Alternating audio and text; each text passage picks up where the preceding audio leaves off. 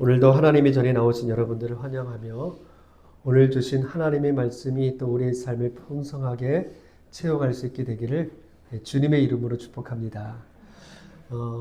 우리가 지난주까지는 마태복음 두 번째 시리즈까지 말씀을 묵상했고요. 오늘부터는 우리가 창세기 말씀을 다시 두 번째 시리즈로 시작을 할 겁니다. 9장의 말씀인데 노아가 이제 홍수 후에 어떤 삶을 살아가는지 거기에 대한 말씀을 이제 같이 나누고자 합니다. 하나님이 물론 심판을 하셨죠.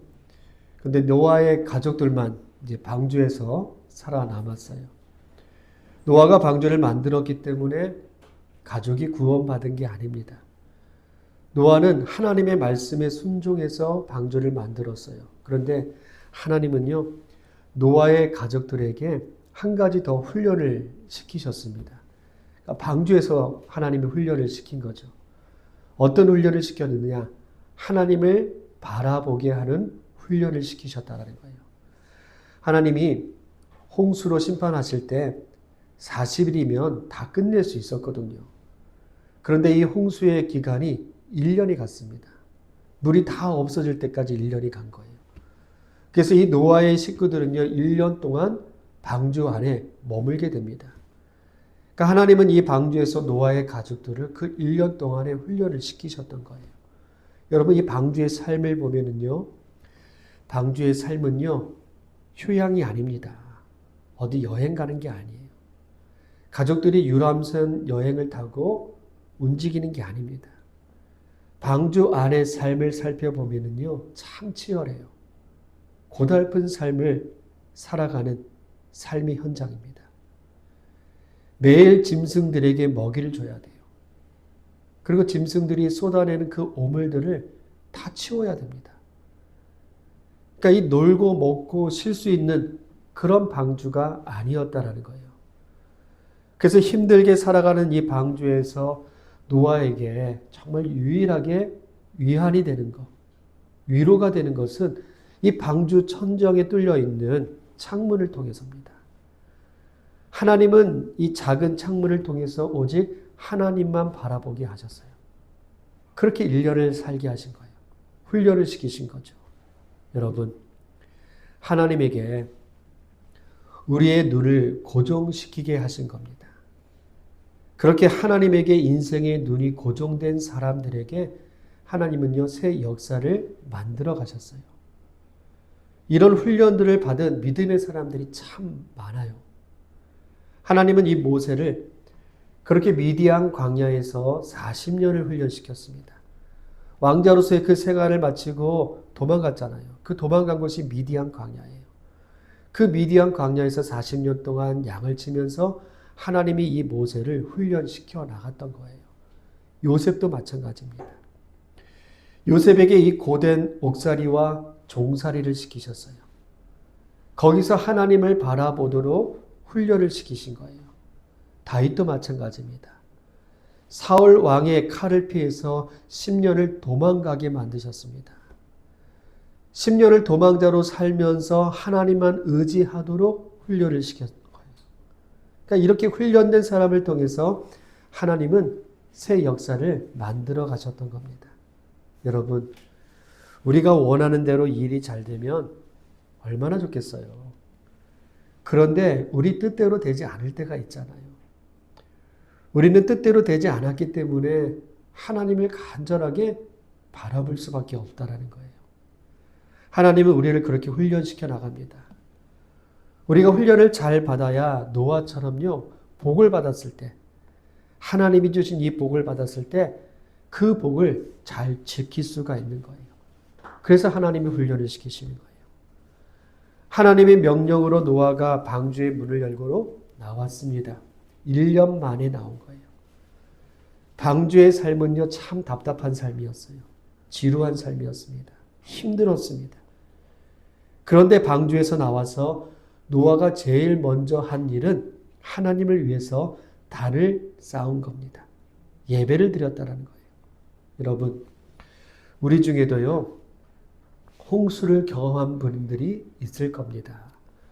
저도 어릴 적에 한강 옆에 있는 이 성수동에서 살면서 이 홍수를 경험하게 되었어요. 홍수로 집이 잠겨버렸다가 물이 빠지면은요, 집이 깨끗하게 청소가 되는 게 아닙니다. 진흙탕과 여러 가지 오물들로 집안이 완전히 폐허가 돼요. 그러니까 홍수 후의 상태를 보면은요, 완전히 엉망진창이에요. 손 쓸 수가 있는 게 아니에요. 이 노아가 방주의 문을 열고 세상에 나왔을 때 이 세상은요, 그런 폐허였었습니다. 이것이 홍수 후에 처음 접하는 세상이었다라는 거예요. 그런데 이런 기막힌 현실 속에서 노아는 제사를 드렸습니다. 여러분, 우리가 캄캄한 삶에서 절망할 때 우리가 의지할 것은 하나님밖에 없어요. 사방으로 우겨쌈을 당하고 길을 잃었을 때 하나님은 우리를 바라보게 하십니다. 옛날부터 우리는 교회를 다니고 하나님을 믿었어요. 그런데 절망적인 상황 속에서 하나님을 붙잡는다라는 것은 이건 완전히 다른 문제라는 거예요. 암에 걸려서 절망할 때 예수님을 믿는 것은요, 이전에 믿었던 것과 그 이후에 믿는 그 믿음의 자체가 완전히 다를 수밖에 없어요. 가정의 문제가 생기고 자녀가 어려움을 당하고 삶의 희망이 꺾였을 때 하나님을 더 간절하게 붙들 수밖에 없다는 이야기예요. 제가 1991년 논산훈련소에서 훈련을 받았습니다. 훈련소 앞에는 입소대대가 있는데요. 그 입소대대에서 이제 한 2, 3일 거하면서 군복도 받고 군생활에 필요한 물품도 받고 거기서 다시 건강도 체크하고 그러니까 훈련소에 들어가기 전에 2, 3일을 거기서 보내거든요. 근데 여기서 군기도 얼마나 센지 거기에 있는 내무반장이 그 화장실을 가는데 거기서 이제 샤워를 하는데요. 비누칠 할 때 막 때려요. 빨리 안 끝낸다고. 그렇게 군기를 주고 힘들게 했던 것이 입소대대였거든요. 근데 화요일에 입소를 해서 훈련소에 들어가기 전날까지 이제 그 입소대에 머무는데 수요일 날 예배를 드리게 돼요. 여러분, 입소대대의 교회는요, 상당히 작아요. 아마 이 정도 되었던 것 같아요. 군대에서 처음으로 드렸던 예배거든요. 근데 그 예배를 생각하면요, 지금도 가슴이 먹먹합니다. 처음 경험하는 이 군생활에 대한 두려움으로 예배를 드리는데요. 그때 목사님이 어떤 설교를 했는지, 또 어떤 찬송을 했는지 지금은 하나도 기억이 나지 않아요. 그런데 간절했던, 그때 그 간절한 마음으로 기도하고 예배를 드렸던 그 마음은 아직도 기억이 나는 거예요. 예배실에 들어가자마자 눈물이 나오는데요. 끝날 때까지 눈물을 흘리면서 예배를 드립니다. 군대 가기 전에 드렸던 예배하고는 너무나 달랐던 예배였던 거예요. 그 마음이 간절했다는 거죠. 그만큼 많이 간절했던 거예요. 노아가 드리는 처음 제사가 이런 예배가 아니었을까, 이런 생각이 들어요. 1년 동안의 물에 잠겨 있었던 세상이었습니다. 방주에서 나온 이 노아의 가족들은 폐허가 된 이 땅에서 하나님밖에는 생각할 수가 없는 거였죠. 그래서 하나님을 생각하며 제단을 만들어서 여기에 정결한 짐승을 잡아다가 제사를 드려요. 온 마음을 다해서 간절한 마음으로 앞으로 살게 될 그 세상을 생각하면서 예배를 드렸던 거예요. 여러분, 예배라는 것이 이런 마음으로 드려야 된다는 것을 말씀해 주고 있는 겁니다. 그냥 왔다 갔다 습관적으로 드리는 게 예배가 아닌 거예요. 예배는 삶의 현장에서 하나님과 진지한 만남입니다. 그래서 이 예배는요, 정말 이 절박한 심정을 가지고 하나님께 드리는 거예요. 그렇게 기막힌 심정으로 이 망해버린 삶에서 내가 어떻게 살아야 할지, 지독한 병에 걸렸는데 이거 어떻게 살아야 할지, 앞이 지금 캄캄한데 어떻게 살아야 할지, 내 힘으로 살 수가 없으니까 하나님을 붙잡는 거예요. 그렇게 간절한 마음으로 예배를 드리는 거죠. 그런 예배가 나를 변화시키는 것이고 하나님을 감동시키는 겁니다. 그런 예배가요, 내 삶의 주변도 바꿔갈 수 있는 겁니다. 여러분, 하나님은 우리를 사랑하세요. 그래서 우리에게 기대하십니다. 우리가 드리는 이 정직하고 또 진실하고 간절한 이 예배를 원하시는 거예요. 우리가 그런 심정으로 예배를 드릴 때 하나님이요 마음도 바꿔가세요. 이 땅을 심판하셨던 하나님께서 예배를 받으시고는요 내가 다시는 이 땅에 저주하지 않겠다. 하나님이 이렇게 노아에게 말씀하고 있는 것을 볼 수가 있어요. 여러분 예배를 구경하듯이 그렇게 드리지 않기를 바라겠습니다. 우리의 예배가 성령님이 함께 하시는 예배가 되도록 드려야 될 거예요. 신령과 진정으로 드려지는 그 예배를 하나님이 받으시고 하나님의 마음까지 바꾸어 주시는 그런 간절한 마음을 가지고 우리 예배 드릴 수 있게 되기를 바라겠습니다. 이 노아가 하나님께 예배를 드리면서 자기 마음대로 하고 싶은 나를 죽였던 거예요. 그래서 예배는요, 나를 죽이는 겁니다. 예배는 내 마음대로 살고 싶은 나를 하나님의 말씀 앞에서 나를 죽이는 시간이에요. 그렇게 하나님 앞에서 자기를 죽였던 이 노아의 마음을 하나님은요, 향기로 받으셨던 겁니다. 이렇게 해서 노아는요, 인류의 두 번째 시조가 되었습니다. 노아로부터 새 역사가 시작이 되었던 거예요. 그런데 여러분, 이 모든 것이 노아가 지금까지 살아왔던 삶의 결과였던 거예요. 하나님이요, 간절하게 드렸던 그 예배 하나 가지고 노아의 인생을 바꿔나가는 게 아니에요. 지금까지 노아가 살아왔던 그 삶의 결과가 하나님께서 복을 주시고 하나님께서 역사하셨던 거예요. 노아는요, 하나님의 말씀에 순종하고 하나님만 바라보고 하나님께 집중했던 이 삶의 결과로 하나님은 노아에게 새로운 역사를 시작하게 하신 겁니다. 하나님에게 순종하지 않았다면 노아의 미래가요 이렇게 복될 수가 없었다는 이야기예요. 그래서 여러분 우리 예배드리면서 이런 마음이 있었으면 좋겠어요. 오늘부터라도 우리가 시작할 수 있기를 바랍니다. 우리가 살아있는 한 늦지 않았다는 거예요. 하나님 바라보시고 하나님에게 순종하시고 하나님에게 향해 있다면 남아있는 우리의 삶에도요 반드시 하나님께서 역사하여 주실 것입니다. 새롭게 해주실 거예요. 회복시켜 주실 거예요. 여러분 아멘입니다. 하나님께서 반드시 역사해 주실 겁니다. 오늘 말씀을 읽어볼게요. 9장 1절 말씀입니다. 같이 읽겠습니다. 하나님이 노아와 그 아들들에게 복을 주시며 그들에게 이르시되 생육하고 번성하여 땅에 충만하라. 노아의 식구들이 방주에서 나왔어요. 새로운 삶이 시작이 되었습니다. 그리고 하나님이 제일 먼저 하신 일이 뭐냐? 복을 주셨다라는 거예요. 여러분 이 복 받으시기를 축복합니다. 하나님이 처음 세상을 시작할 때도요. 사람을 창조하시고 제일 먼저 하신 것이 복을 주셨다는 거예요. 하나님이 주신 첫 번째 복입니다. 그들에게 이르시되 이렇게 되어 있어요. 하나님이 말씀하셨다는 거예요. 하나님의 복은요. 하나님의 말씀과 연결되어 있습니다. 하나님의 말씀을 듣는 것이 복이에요. 여러분 이 시간이 복될 수 있기를 축복합니다. 하나님의 말씀을 듣는 시간이잖아요. 하나님의 말씀이 내 귀에 들리고 말씀대로 행할 수 있는 것이 복이 되는 거예요. 당연한 겁니다. 그런 삶을 통해서 하나님의 말씀이 우리의 삶에서 열매 맺게 되는 겁니다. 그래서 말씀을 듣는 것이 복인 겁니다. 세상에는요, 하나님의 말씀을 듣지 않아요. 순종하지 않는 사람들도 많습니다. 그런데 그런 사람 중에는요, 세상에서 성공한 사람들도 있어요. 돈도 많이 벌어요.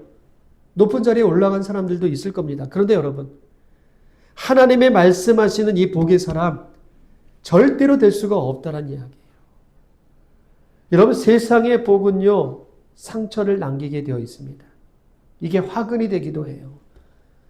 세상의 복이 때로는요, 가족의 화목도 깨뜨리기도 합니다. 사람의 사이를 멀어지게도 만들어요. 솔로몬이 인생 말년에 이렇게 고백하죠. 모든 것이 헛되고 헛되니 헛되도다. 세상의 복으로 살 때는 이렇게 후회하는 인생으로 끝날 수밖에 없다라는 거예요. 그런데 하나님이 주신 복에는요, 상처가 없어요. 그래서 우리가 받아야 할 복은요, 하나님이 주시는 복이라는 거예요. 여러분, 우리의 복은 하나님이 주신 복이 될 수 있기를 축복합니다. 그래서 하나님의 말씀이 먼저 우리에게 복이 될 수 있기를 바라겠어요. 하나님이 주시는 두 번째 복이 있습니다. 1절에 보면은요, 생육하고 번성하여 땅에 충만하라. 하나님이 이렇게 명령하세요. 생육하고 번성하고 땅에 충만한 복입니다. 하나님은 사람을 창조하실 때도요, 저주받지 않도록 만드셨어요. 우리를 불행하도록 만든 게 아니에요. 하나님은요, 사람을 창조하실 때 하나님과 사람이 교제하면서 사랑하면서 살도록 만드셨던 거예요. 그래서 우리는요, 복을 받는 존재입니다. 하나님이 우리에게 복을 주셨어요. 그래서 하나님 안에서 우리 생육할 수 있게 되기를 축복합니다. 번성할 수 있게 되기를 바라겠어요. 땅에서 충만하기를 축복합니다. 생육하고 번성하여 땅에 충만하라. 이 말씀을 들었던 사람이 아담이었었어요. 하와가 이 말씀을 들었습니다. 하나님이 아담과 하와에게 복의 말씀을 주셨던 거예요. 그리고 오늘 방주에서 하나님만 바라보았던 이 노아의 식구들에게도 똑같은 복을 허락하십니다. 그래서 이 노아의 자녀들이 생육하고 번성하고 땅에 충만한 복을 받아요. 여러분, 이 세 자녀들이 번성하고 충만해가지고요, 여기서 황인종이 나오고, 여기서 백인종이 나오고, 여기서 흑인종이 나왔어요. 세계 모든 민족들이 바로 이 노아의 세 아들에게서 나왔던 겁니다. 생육하고 번성하고 충만한 복을 보여주고 있는 겁니다. 여러분, 하나님의 말씀이 함께하기를 축복합니다. 하나님의 말씀으로 생육하고 번성하고 충만한 이 복 임하기를 축복합니다. 9장 2절 말씀 읽어볼게요.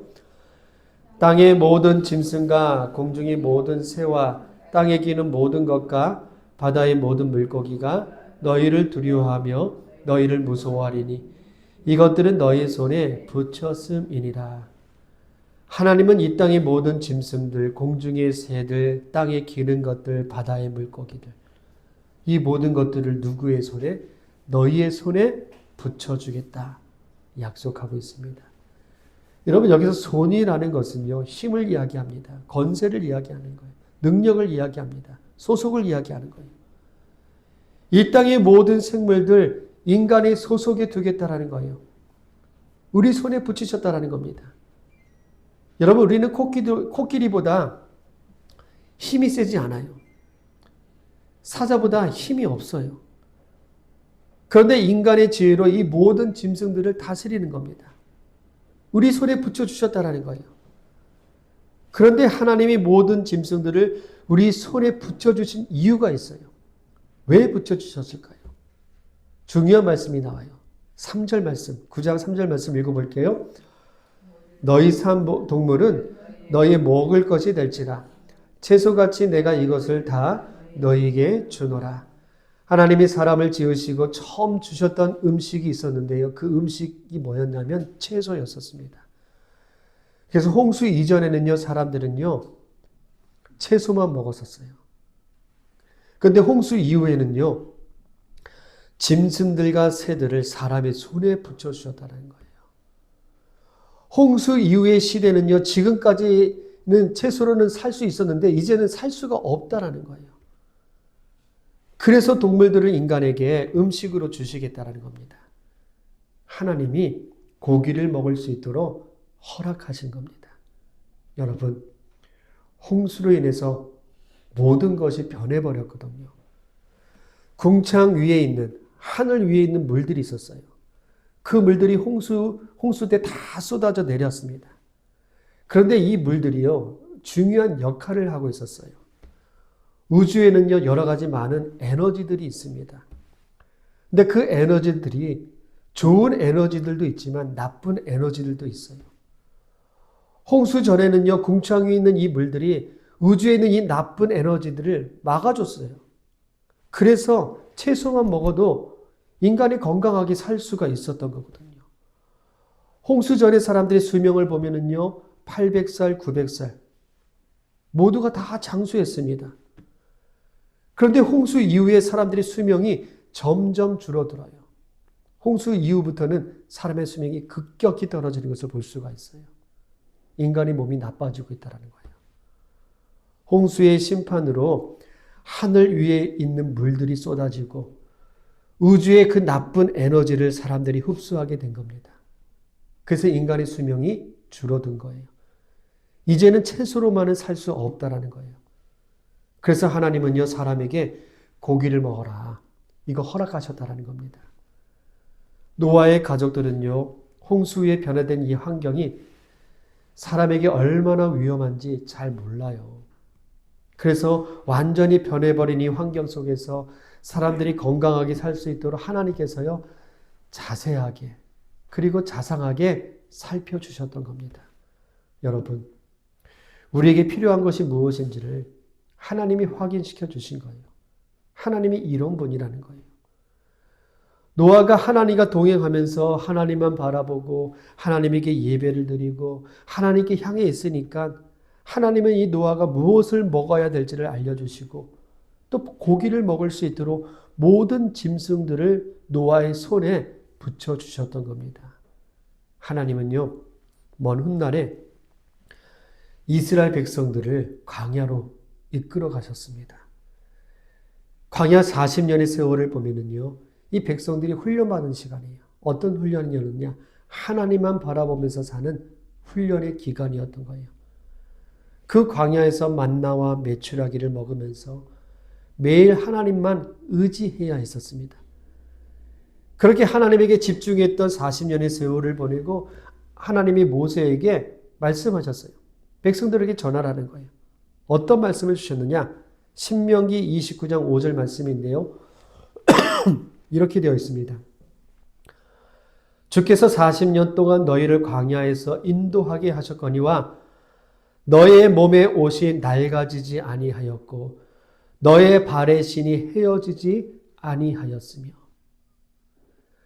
하나님은요, 광야 40년의 세월을요, 옷과 신발이 낡아지지 않도록 복을 주셨다라는 거예요. 그 척박한 광야에서 안전하게 살 수 있도록 인도하셨다라는 거예요. 백성들이 40년의 광야 생활을 하나님만 바라보면서 살아왔기 때문에 하나님께서 그렇게 역사하셨다라는 겁니다. 하나님은요, 이런 분이세요. 참 세밀하세요. 참 자상하신 분이십니다. 우리가 하나님을 믿으면서 내 신앙이 아직까지도 먹고 사는 문제에 그런 수준에 있다면 여러분, 우리의 믿음이 더 자라나야 될 겁니다. 더 먹기 위해서, 더 가지기 위해서 하나님을 믿는다면 그건 믿음이 아니라는 겁니다. 여러분, 우리의 신앙은요, 하나님의 나라와 하나님의 의를 구하는 것, 이것이 우리의 신앙이 되어야 돼요. 그래서 하나님 안에 있고 말씀 안에 있고 하나님만 바라보며 살아가는 거, 이게 신앙인 겁니다. 여기서부터 시작된다는 거예요. 여기서 시작해야 생육하고 번성하고 충만한 복을 우리가 받아도요, 이 복을 지켜나갈 수가 있는 겁니다. 여러분, 이 은혜가 우리에게 있기를 축복합니다. 4절 말씀 읽어볼게요. 9장 4절 말씀입니다. 그러나 고기를 그 생명되는 피채 먹지 말 것이니라. 하나님이 고기는 허락하셨는데요. 그러나 피채 먹지 말라고 하셨어요.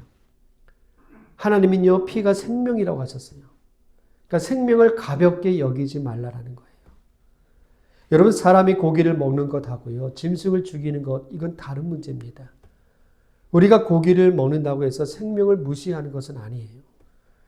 그런데 짐승을 죽이고 생명을 죽이는 것을 너무 쉽게 생각한다면요, 생명에 대한 이 귀중함이 우리에게 없다라는 거예요. 그래서 하나님은 고기를 주어도요, 이 생명을 함부로 죽이거나 가볍게 여기지 말라라는 거예요.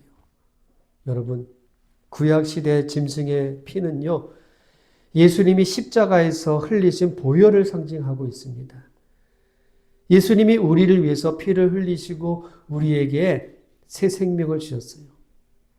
우리를 위해서 흘리신 예수 그리스도의 보혈이 거룩하다는 것을 알려주기 위해서 제물로 쓰이는 이 짐승의 피 절대로 먹지 말라.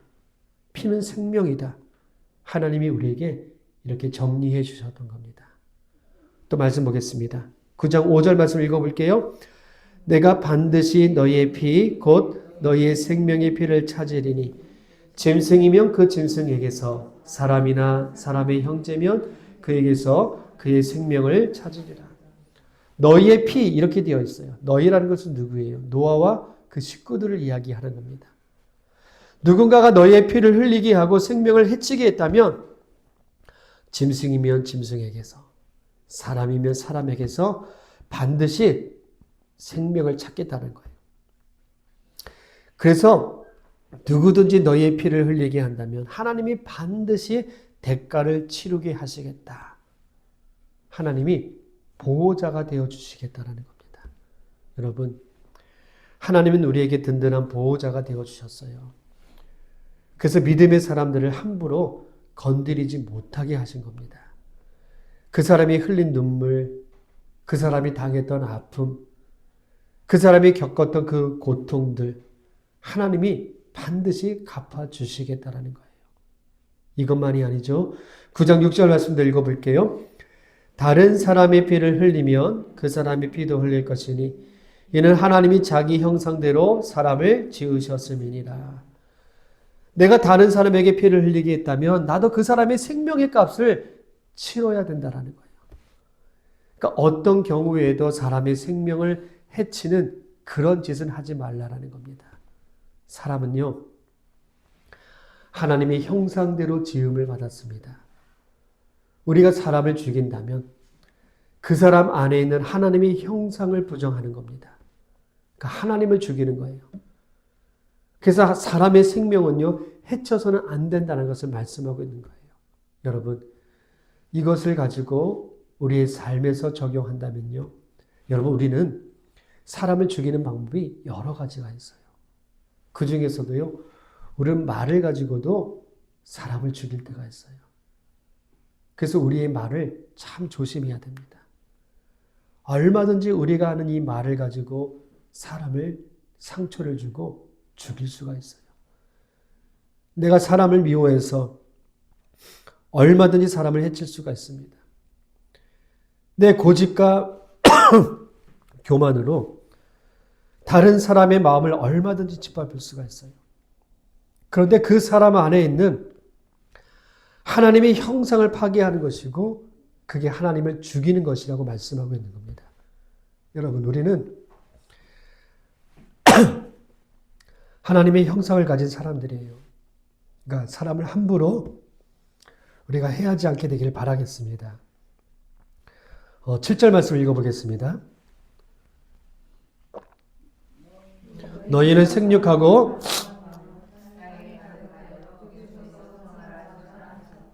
아멘. 우리가 하나님의 형상으로 살아간다면 생육하고 번성하고 충만할 거다. 다시 확인시켜 주신 말씀이에요. 여러분, 이 말씀이 하나님의 명령입니다. 이렇게 될 거라는 거예요. 우리는 생육하고 번성하고 땅에 가득하라는 하나님의 명령을 받은 거예요. 하나님의 명령이 우리에게 임했습니다. 여러분, 생육하시기를 축복합니다. 번성하시기를 축복해요. 하나님의 복이 임하기를 주님의 이름으로 축복합니다. 우리 같이 기도하겠습니다. 하나님의 형상을 가지고 하나님의 말씀으로 살아간다면 하나님이 주신 이 번성과 생육과 충만이 우리에게 있음을 믿습니다. 우리의 삶에 하나님의 복이 채워지기를 바랍니다. 그래서 우리 기도해야 됩니다. 하나님이 주신 이 생육을 구해야 됩니다. 하나님이 주신 이 번성과 충만도 구해야 됩니다. 우리에게는 하나님의 말씀이 있어요. 하나님의 말씀이 우리에게 복이 되시기를 우리 같이 기도하겠습니다. 기도합니다.